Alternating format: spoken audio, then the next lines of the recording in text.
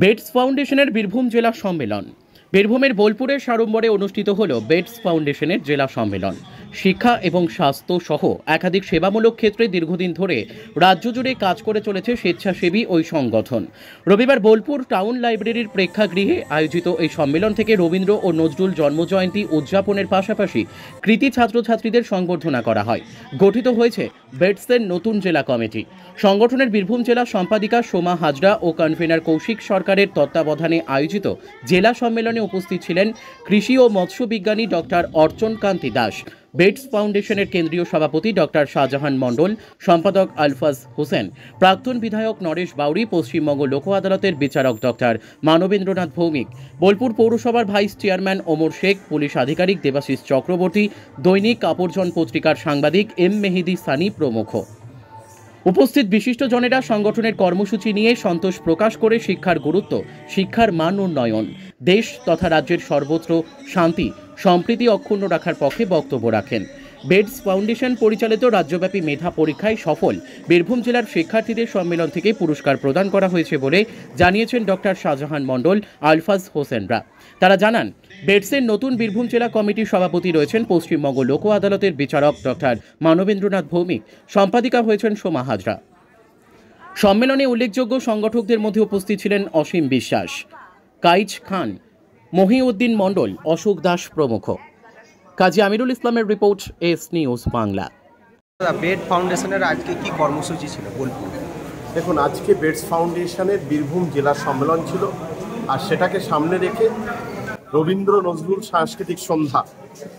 আর এই মাস, মে মাস মানেই রবীন্দ্রনাথ আর কাজী নজরুল ইসলাম আমাদের বাংলা সাহিত্যকে বিশ্বের দরবারে সুপ্রতিষ্ঠিত করেছেন। তাদের এত পারফরমেন্স, এত তাদের সাহিত্য সংস্কৃতি, সারা বাংলা সাহিত্যে সব কিছুই আজকে এখানে নাচ গান আবৃত্তি সব কিছুই হয়েছে। এবং রাজ্যব্যাপী কৃতী ছাত্রছাত্রী যারা মেধা পরীক্ষায় ছিল তাদেরকেও আমরা সম্মানিত করেছি, সম্বর্ধিত করেছি। অনেক গুণীজন, তাদেরকেও আমরা সম্মানিত করেছি। সর্বোপরি একেবারেই সবাই মিলে এখানে নতুন একটা বেটস বীরভূম জেলার কমিটিও গঠন হয়েছে। সব মিলিয়ে আমাদের আজকের অনুষ্ঠান আমরা খুব সুন্দরভাবেই একেবারেই রাত 9টা পর্যন্ত, সেই 3টে থেকে রাত 9টা পর্যন্ত সর্বাঙ্গীনভাবে সফল করতে পেরেছি। আপনার নামও পরিচিত? শাহজাহান মণ্ডল, সর্বভারতীয় সভাপতি, বেটস ফাউন্ডেশন। দাদা, আজকে কি কর্মসূচি? আজকে আমাদের অ্যাকচুয়ালি সম্প্রীতির আলোকে, বর্তমান যুগোপযোগী রবীন্দ্র নজরুল সম্প্রীতির আলোকে বেটস ফাউন্ডেশনের পক্ষ থেকে বীরভূম টাউন লাইব্রেরি মঞ্চে আমাদের প্রোগ্রাম ছিল।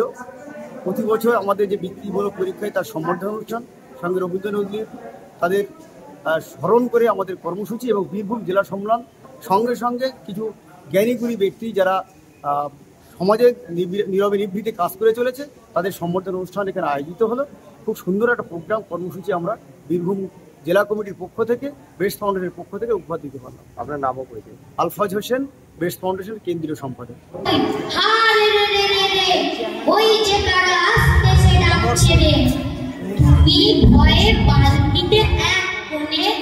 ঠাকুর দেবতা স্মরণ করছো মনে, বেয়ারাগুলো পাশের কাঁটা বনে, পালকি ছেড়ে কাঁপছে ধরো ধরো। আমি যেন তোমায় বলছি ডেকে, আমি আছি, ভয় কেন না করো। হাতে লাঠি, মাথায় ঝাঁকটা চুল, কানে তাদের মোজা জবার ফুল। আমি বলি দাঁড়া, খবরদার, একটা কাছে আসিস যদি আর। এই যে দেখ আমার তলোয়ার, টুকরো করে দেব তোদের সেরে। শুনে তারা লম্ফ দিয়ে উঠে চেঁচিয়ে উঠল, হারে রে রে রে রে। তুমি বললে যাসমিন পোকা ওরে। আমি বলি দেখো না চুপ করে। ছুটিয়ে ঘোড়া গেলেন তাদের মাঝে।